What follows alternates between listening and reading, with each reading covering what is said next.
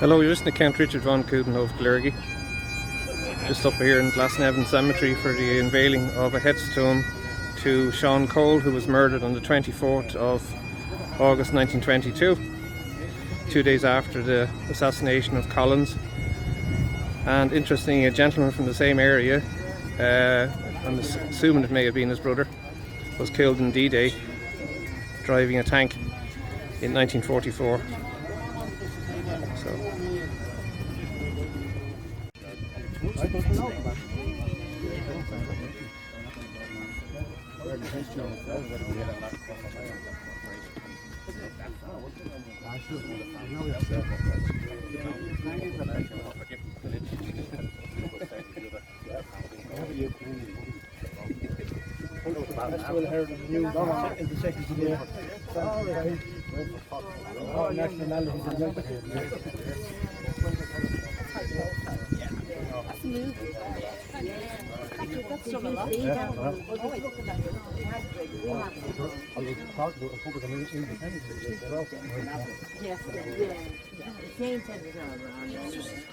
historically, I was around.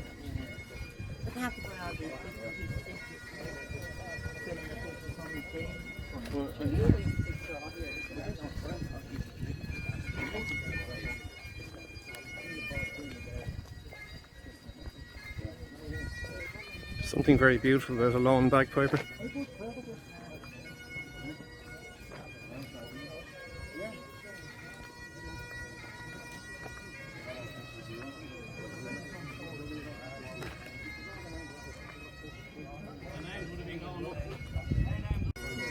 Oh, you're just a master of it.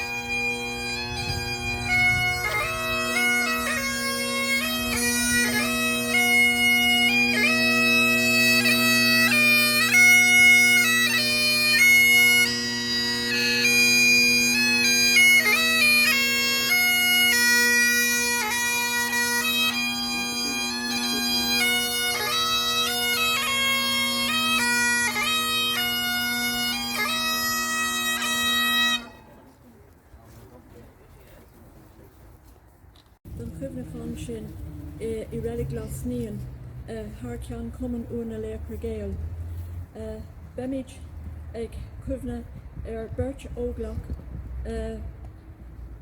on lias Commandant Albert Colley August on lias Commandant Sean Cole a gomaru la Aram an Serstad in Agiag is a Vehado.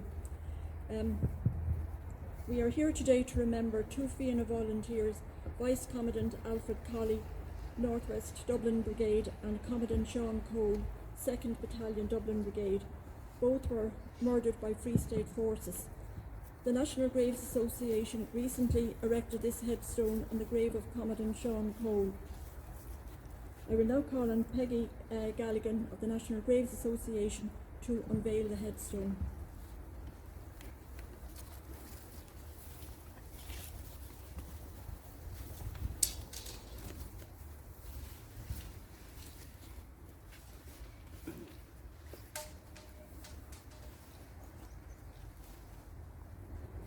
Just pause that, I can get a photo of it.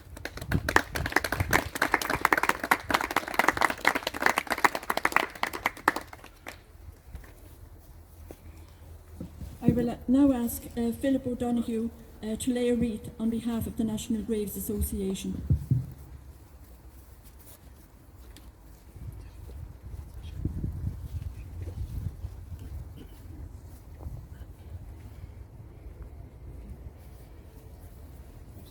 I will now call on Peg Galligan to recite a prayer.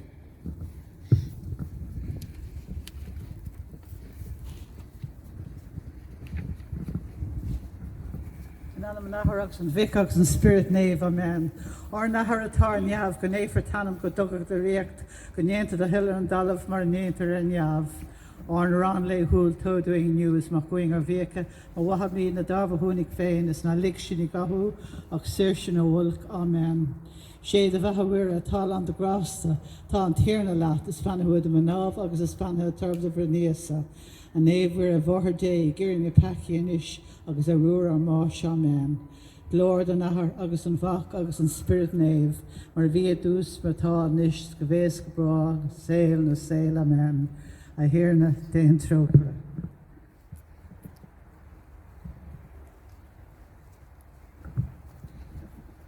I will now call on the piper to play a lament.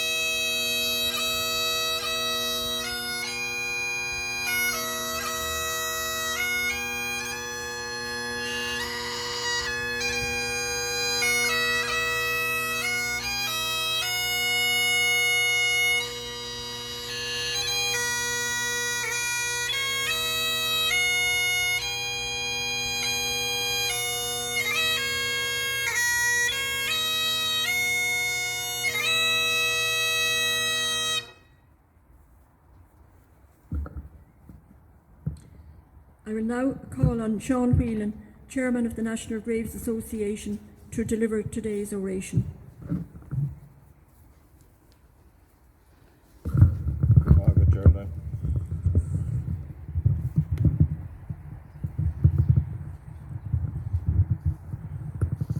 Bear with me for 1 second.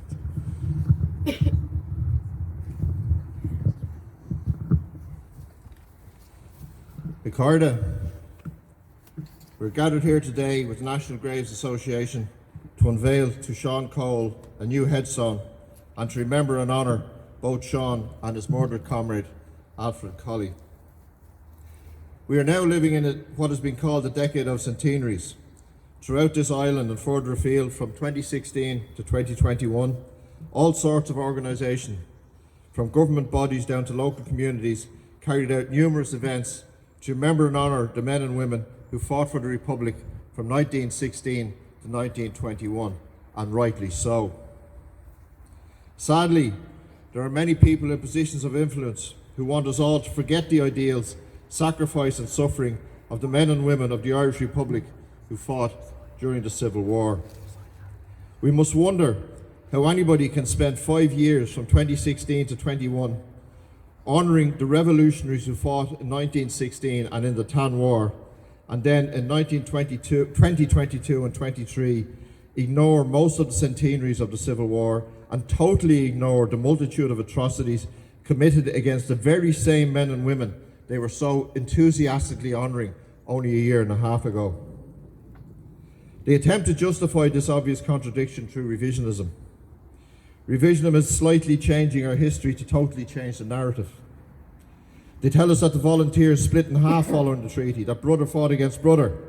They refer to the Republican volunteers as irregulars, a term invented by the Free State propagandists in 1922. And all of this is simply not true. In fact, well over 80% of both the IRA and Commemoration remained true to the Republic during the Civil War. In contrast, of the 58,000 soldiers of the Free State Army, less than 3,000 had any Republican background. In contrast to this, over 30,000 were former members of the British Crown Forces. While there were some cases of brothers taking opposite sides, it was extremely rare. In my own family, for example, both maternal and paternal sides, the brothers who stood shoulder to shoulder in the Tan War stood shoulder to shoulder during the Civil War. They also tell us in relation to atrocities that both sides were as bad as each other. They ignored reality, the reality they want us all to forget, that the vast majority of the atrocities committed during the Civil War were committed by Free State forces against Republicans. 77 unarmed, defenceless prisoners put against walls and shot. At least 120 more, like these two lads, Sean Cole and Albert Colley, taken out of military vehicles or prison cells and murdered on the side of the road, where their bodies were dumped. Next month, we'll be unveiling a new monument to replace the old monument dedicated to Captain Michael Neville in Colester. Meanwhile, the illusion is repeatedly pushed that nobody was right or wrong during the Civil War. It was an historical tragedy, like a tsunami or an earthquake or the Spanish flu, that the two sides were much the same and that the defenders of the Republic were delusional. They even tell us that we shouldn't discuss these matters, as such discussion causes division. This is, of course, nonsense. Ignoring history creates ignorance, not division. But you who gather here today and elsewhere will never allow revisionism to rewrite the narrative of our history or any part of it. You will remind them again and again that there was a huge difference between the two sides in the Civil War. The volunteers with no hope of personal gain and everything to lose, who sacrificed their lives in defence of the Republic as declared in the 1916 proclamation, like these two Fianna boys. On the other side, the mercenaries who murdered them with British bullets from British guns. Who was right and wrong between the defenceless and tortured volunteers at Ballyseedy, Countess Bridge and Cahersaveen, and the men who tortured them, blew them to smithereens and machine gunned their shattered bodies? The very word volunteer is important in understanding the rights and wrongs of Irish history and politics. While people have every right to disagree politically, we must all respect the motivation and integrity of those men and women willing to sacrifice so much without any hope of personal gain, the volunteers. The volunteers of 1798 who died in their thousands in places like Vinegar Hill, Enniscorthy and North County Dublin. The volunteers of 1803, whose leader Robert Emmet was hanged, drawn and quartered. The volunteers of 1848, so many of whom lived out their days in horrific conditions in the penal colonies of Tasmania, Norfolk Island and Western Australia. The volunteers of 1867 sent to the very same penal colonies and the dungeons of the British prison system. The volunteers of 1881, 5 of whose executed bodies still lie beneath the flagstones of Kilmainham Jail, where we're determined they will not remain. The volunteers who fell in 1916 or were executed in the Stonebreakers Yard. The volunteers of 1919 to 21, 10 of whom were hanged in Mountjoy Jail. The volunteers of the Civil War whose murdered bodies were dumped on roads, ditches and fields from Kerry to Donegal and from Dublin to Sligo. The executed volunteers of the 30s and 40s and those who died on hunger strike. The volunteers of the 50s and 60s who stood shoulder to shoulder with Sean South and Fergal O'Hanlon. And the volunteers of more recent years whose lifeblood stained the streets of Gibraltar and Loughgall. And we here today remember them all, and we remember them with pride and dignity, as many thousands of others will over the coming months. We do so not to be divisive, but to be inclusive. These matters should be discussed openly, honestly and freely. They should be discussed rationally and sensibly. We here today remember them all on this the centenary of the murders of Sean Cole and Albert Colley, as the NGA has just proudly unveiled this new headstone on the grave of Sean Cole. Sean was just a lad of 19 years, but was very enthusiastically committed to na Fianna Éireann. By the time of his murder, he had risen to the position of Commandant of the 2nd Battalion Dublin Brigade. And an indication of how much respect he was held in was that despite the heavy repression of the time, some 1,500 people attended his funeral. And Countess Markievicz later stood on this very spot and gave an oration at the graveside. Sean's Fianna comrade, Albert Colley, was slightly older at just 21 years of age. He had recently been promoted to Vice Commandant of the Dublin Brigade of na Fianna Éireann. Alfred's family requested a private funeral and their wishes were respected. Both of these lads were systematically murdered with 3 bullets to the body and 1 to the head. Sean Cole's mother wrote to every TD stating that her son had been killed by, in her words, men in the service of the military junta which calls itself a government. Today and in months to come, and indeed in years to come, we in the National Graves Association will continue to remember and honour the men and women who fought for their ideals and beliefs during the Civil War. They are as relevant today as they were 100 years ago. From them we can take courage, inspiration and determination to face into the challenges of the future.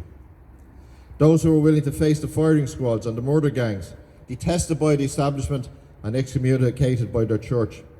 Yet despite all of this and the brutality and injustice that was so often inflicted upon them, they held true to their ideals, our ideals of justice, equality and freedom. The National Graves Association will never allow these great men and women to be forgotten.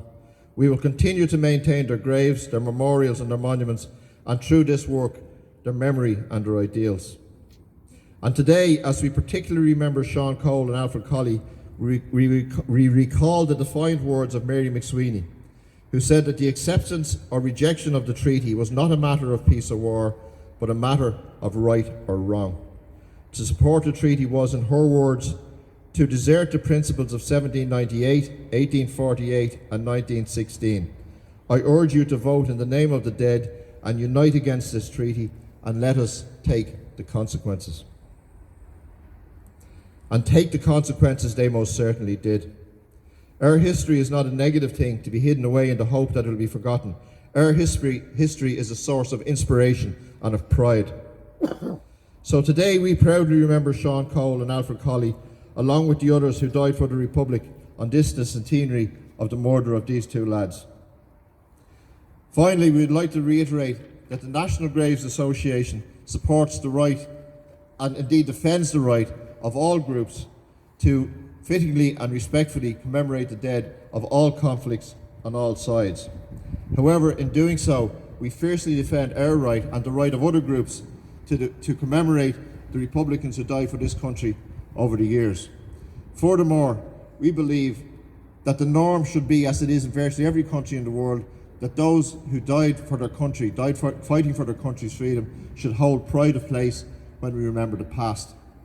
I believe it is only in Ireland where we have a sizable number of politicians and commentators who believe that parity of esteem should be extended between those who died fighting for their country and those who died fighting to prevent them. Today we say to those who wish to build monuments to the auxiliaries at Kilmichael or the RIC in Dublin, do as you will. The rest of us will happily ignore you as your ideology sinks into its own oblivious crevice of our history, while we commemorate noble volunteers like Sean Cole and Albert Colley. It is your right to stand if you wish, cap in hand, and mourn the loss of your British masters. But we who call ourselves Irish Republicans, we, like the generations before, respect no master. We obey no master. We respect ideals, the ideals that these 2 boys died fighting for: justice, equality, liberty, and a free and independent 32-county Irish Republic. Gur míle maith agaibh léir.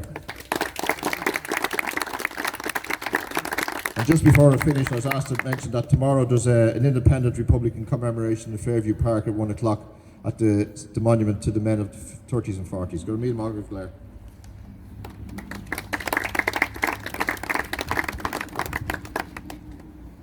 Liam, can you adjust the microphone for me, please? Thanks.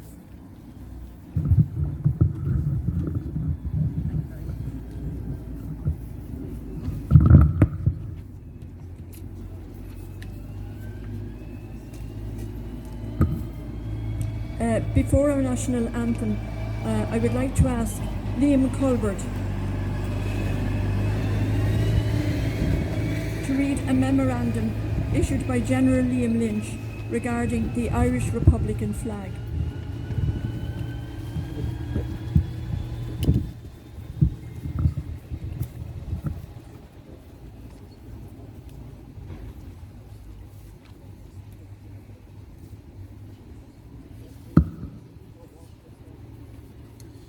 Memorandum from General Liam Lynch to Assistant Chief of Staff Ernie O'Malley. Fermoy, 5 p.m, 3rd of August 1922. Republican flag. To Assistant Chief of Staff. Ahara, owing to the abuse of the tricolour by the Free Staters during the present hostilities, it has been decided that the Republican flag, when used by us, will bear the letters IR. You will issue an order that at least one flag be flown in each battalion area in your command. Bear Bannock, Chief of Staff.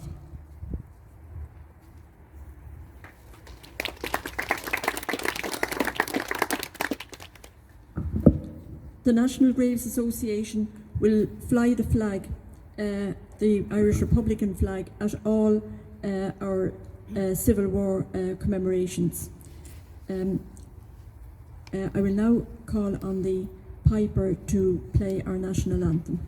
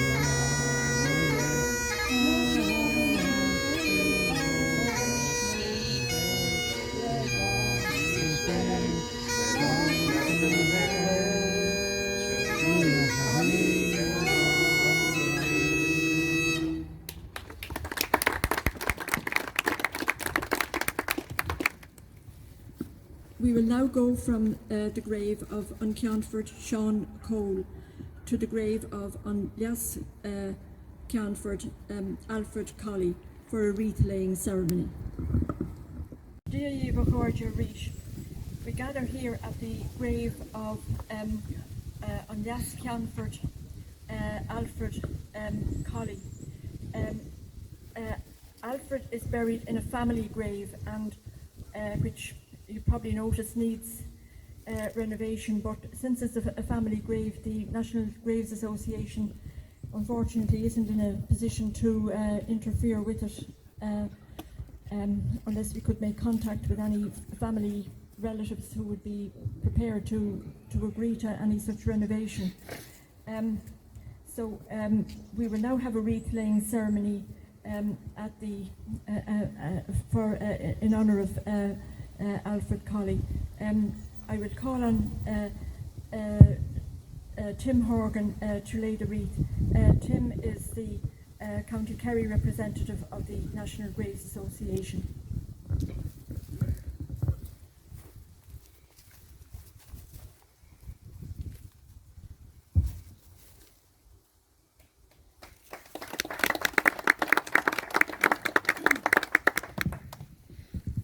I will now call on Peg Galligan to say the prayer.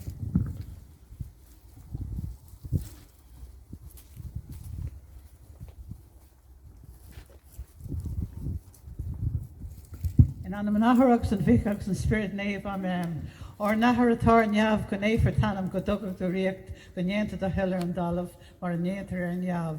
Or naran le hul doing in you is mocking a vika, ma wahavi na daba hunik fein, is na likshin igahu axertion a wolk, amen. She the vahawira tal on the grass, the tan tierna lat, the span with the manava, the span health of the verniasa, and ever more day, gurin a packy and ish, agus a rura mo shaman. Lord and Ahar, agus an vach, agus an spirit nave, or vir dus matalish, the face bra, the sail, amen. I hear na den trokra. 1922 proclamation.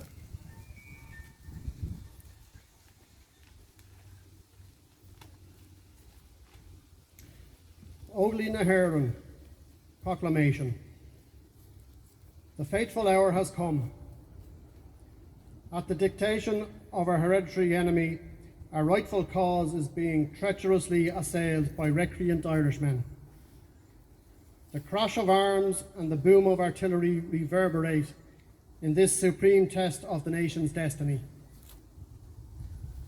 Gallant soldiers of the Irish Republic stand rigorously firm in its defence and worthily uphold their noblest traditions. The sacred spirits of the illustrious dead are with us in this great struggle.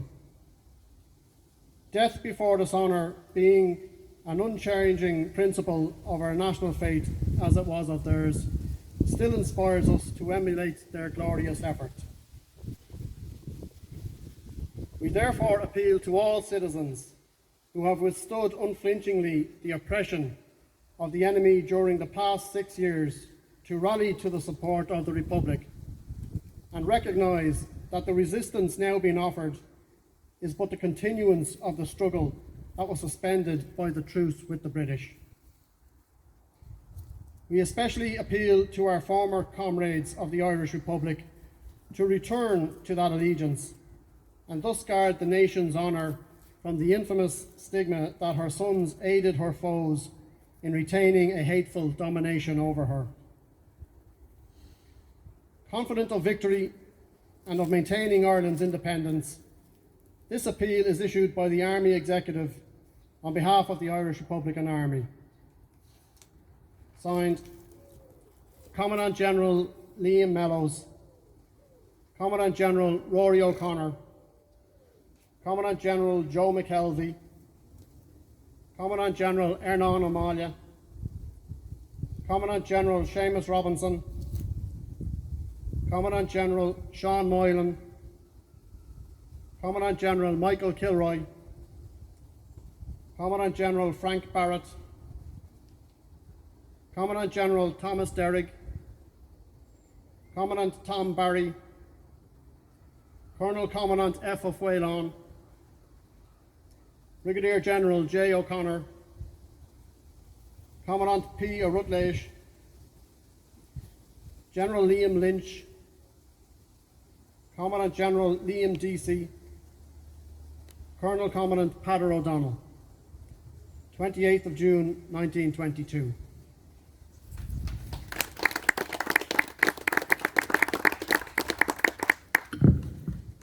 I will now call on the piper to play a lament, please.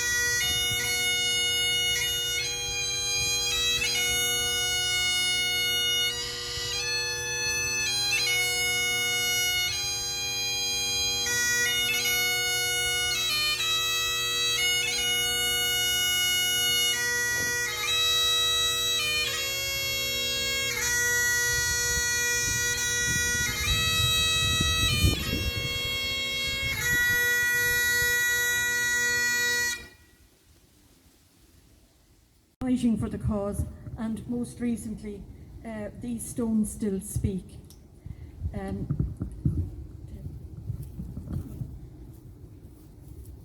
Good. It would have been a pity not to say a few words over this poor man's grave. As you can see, it's not in good shape, but that's probably due to family considerations or whatever. The old Roman Cicero once said, "Poor is the nation that has no heroes, but poorer still is that nation who, having those heroes, fails to honour and remember them." So we are gathered here today to make sure that these are our heroes and they will be remembered. Poor Albert Colley is buried here underneath a stone. I'm sure God has his soul. The ground has what remains of his body. But we have his memory, the memory of a young man who died. Little is known of his story because he was young. Little is known of his death because it was in secret. But what is known is that he died for Ireland. He died for your freedom, for my freedom, for our freedom, and for the people who care not to remember him and who would have such men cast into the national amnesia. Stones carry inscriptions, but as the National Graves well knows, these inscriptions fade with time and have to be renewed decade after decade. However, this young man's inscription is actually in the annals of Irish history, a place from which it cannot be erased, from which it cannot fade. And thank you for coming here today to remember this young hero. It is you who guard the history of Ireland. It is you who remember those people who have died selflessly and many unremembered, so that you and I can live in the liberty which we enjoy. For Margaret.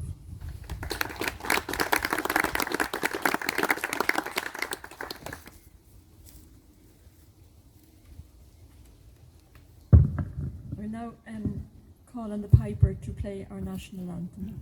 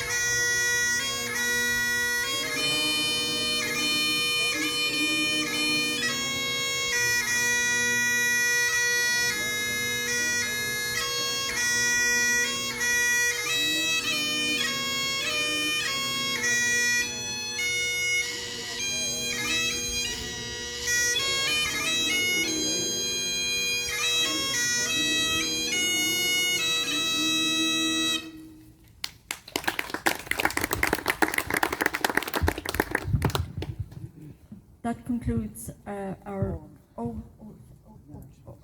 Before we conclude, Peg will read the poem, dedicated to the men of 22.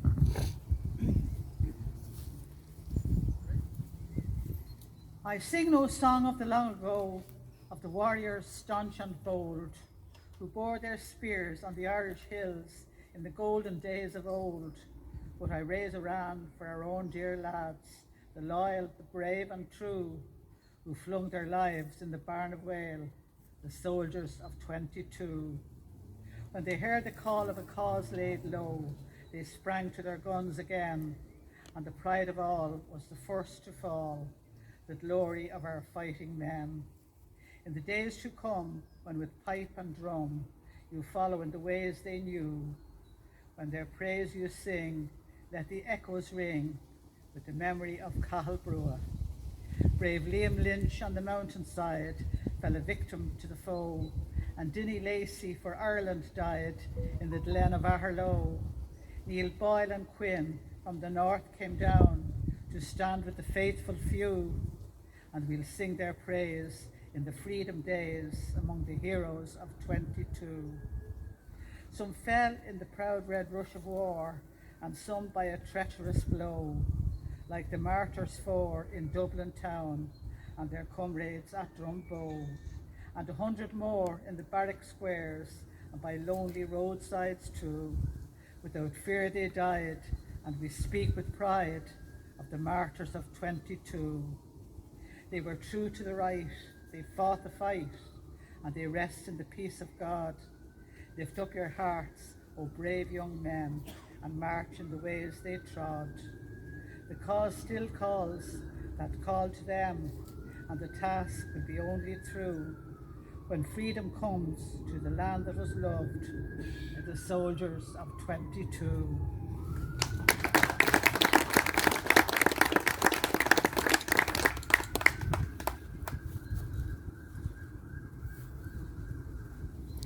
St. Richard von Coudenhove Kalergi. Good afternoon, good luck, and God bless.